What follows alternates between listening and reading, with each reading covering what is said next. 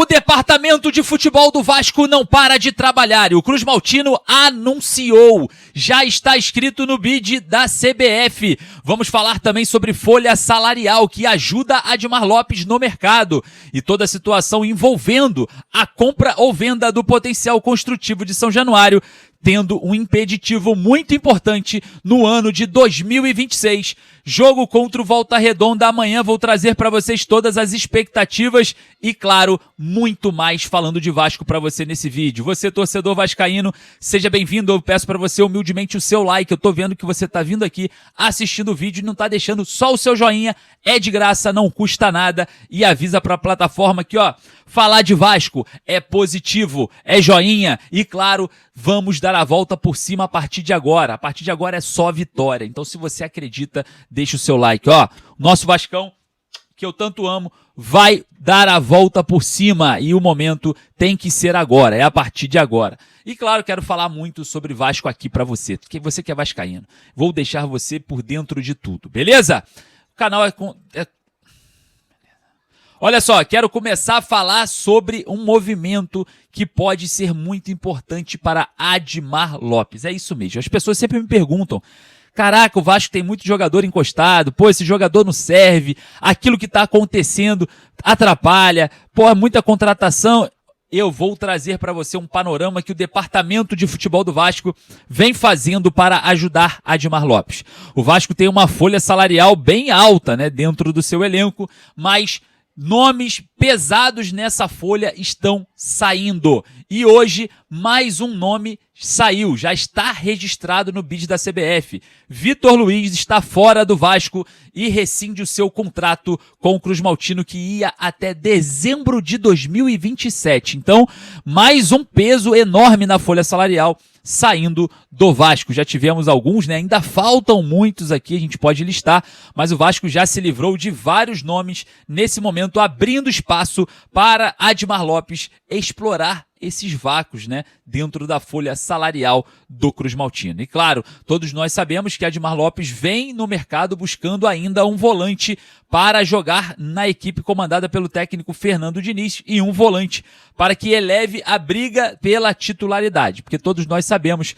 que Barros e Thiago Mendes hoje, como volantes do Vasco, não vêm sendo muito incomodados por Tietê, Hugo Moura, Matheus Carvalho e Jair, que estão lesionados, não levam nenhum tipo de ameaça ou não ameaçam a titularidade de Thiago Mendes, muito menos de Cauã Barros. A ideia do Vasco é elevar esse nível, subir o patamar aí na disputa por essa vaga que é muito importante dentro do time Cruz Maltino, né? É uma das mais importantes quando se trata do técnico Fernando Diniz, que precisa, né, desses jogadores, principalmente na saída de bola e na contenção, quando os laterais já estão jogando como atacante, quando o Vasco está com linhas altas, né, dessa cobertura.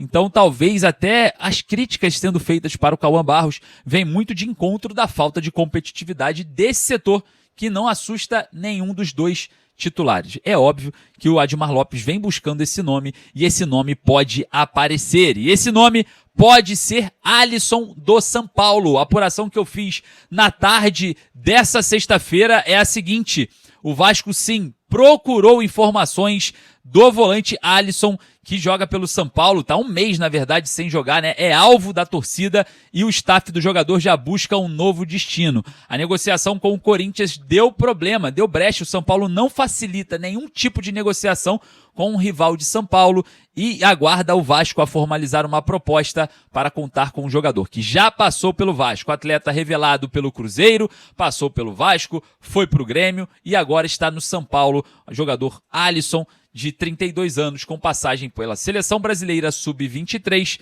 e também amplos títulos na sua carreira, né? Um jogador até aceitável tecnicamente, mas fisicamente é um jogador que tem que ter um certo cuidado. A ideia é o São Paulo aguardar o Vasco numa proposta que seja boa para os dois lados.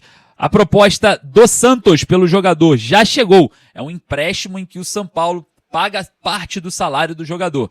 Completamente inviável o São Paulo negociar nesse modelo. Então o Vasco já sabe o que precisa fazer para contar com o volante Alisson, jogador que não vem atuando e é alvo de saída do tricolor paulista. Você aprova uma possível chegada do volante Alisson? Bom, a gente está apurando aqui as informações, a gente teve, né, algumas falando que não há negociações, realmente não há negociações, mas há conversas para modelar, né, essa possível transferência do Alisson para o Vasco. Vamos observar os próximos passos e, claro, eu trago para vocês aqui tudo em primeira mão.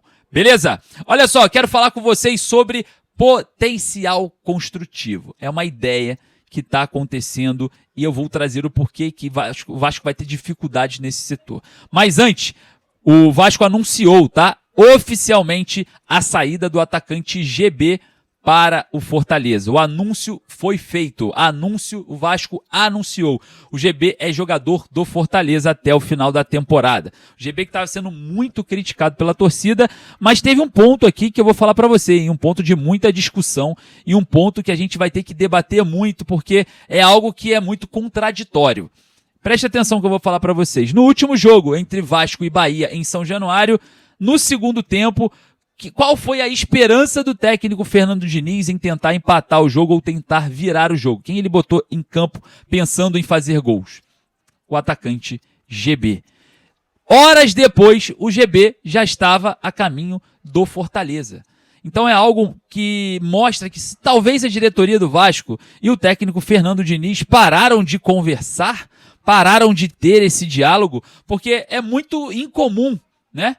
Nesse momento da temporada, a gente ter uma escolha dessas. Não é comum você pegar um jogador que está fora dos seus planos, que vai embora, que todo mundo já sabe que está de saída e utilizar ele para jogar. Isso é muito incomum e aconteceu no Vasco. Vocês já imaginaram se o GB entra naquele jogo, faz 3 gols, resolve o problema ofensivo do Vasco e, claro, cai nas graças da torcida, já negociado com o Fortaleza? Como que se justificaria uma saída do jogador? Como que você vai justificar para a sua torcida o cara que entrou, a escolha do treinador com a esperança de empatar ou virar o jogo, ele vira e resolve o jogo? Como que você justifica depois uma saída desse atleta? É algo muito contraditório, né? É algo muito difícil de entender. Então parece que a situação entre Diniz e Admar Lopes, que movimenta essas questões envolvendo contratações, talvez não tenha uma relação tão amistosa.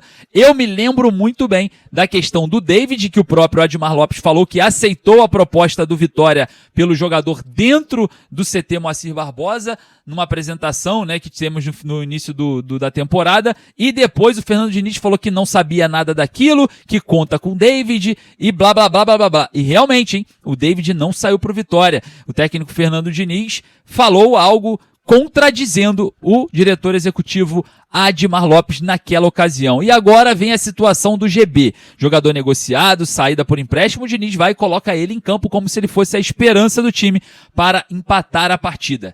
Cara, eu não queria nem imaginar. Eu ia ficar muito feliz se o Vasco empatasse e virasse com gols do GB. Mas eu não queria imaginar como que seria a justificativa para a saída desse jogador após ele livrar o Vasco de uma derrota. Ia ter pressão da torcida com toda certeza. E você, achou isso estranho? Confesso para vocês que eu estou tentando encontrar uma situação em relação a isso que seja plausível, né? Uma análise, mas está difícil. Bom, agradeço a sua presença, deixe seu like, porque agora eu vou falar sobre um assunto muito importante. Muito importante esse assunto, as pessoas sempre me perguntam. Lineker, mas e aí? Como que vai ser? O que você tem de informação? Qual é a sua experiência nessa área para falar desse setor, desse assunto? Bom, olha só. Eu conversei com algumas pessoas, alguns empresários da área da construção civil, da incorporação. Para quem não sabe, eu sou arquiteto também, então eu tenho ali algum network dentro, né, desse setor e perguntei sobre a questão do potencial construtivo de São Januário para pessoas que fazem esse percurso, né, dentro da construção civil. E me falaram o seguinte, cara, é muito difícil que esse potencial construtivo seja vendido agora. Pode ser que aconteça, tá? Porque as empresas privadas, elas tomam as decisões de acordo com elas. Porém, esse ano de 2026 é ano de eleições no Brasil. Normalmente, as grandes empresas não se arriscam nesse momento da vida, né, financeira de cada uma delas, de investimento. Aguardam primeiro os resultados das eleições antes de fazer um movimento multimilionário dentro de um mercado tão importante que é da construção civil e, claro, né, da compra de um potencial construtivo dentro do estado, principalmente do Rio de Janeiro, que é um local muito valorizado, né? As coisas praticamente triplicam de valor dentro, né, de um cenário, se a gente for comparar em todo o nosso país, né, no território nacional. Então, a situação do potencial construtivo, que é de muito otimismo da diretoria do Vasco, a gente pode agora ter um pouco mais de cuidado, porque para investir pesado em algo muito definitivo que faz diferença nas finanças das empresas em ano de eleição é praticamente um risco, porque a gente não sabe como que vai ficar a taxa Selic, por exemplo, no ano que vem, após as eleições, né, desse ano, das eleições presidenciais. Tudo pode mudar e a facilidade de você comprar, a facilidade de você adquirir o potencial construtivo também pode mudar. Então muita coisa pode acontecer e a gente vai estar aqui de olho para trazer para vocês tudo em cima do lance. Beleza? Agradeço aqui a sua presença, daqui a pouco eu volto com mais informações. É claro, muito obrigado pelo seu like. Se você não deixou o seu like, corre ali embaixo rapidinho, que daqui a pouco eu tô voltando. Um forte abraço, saudações vascaínas.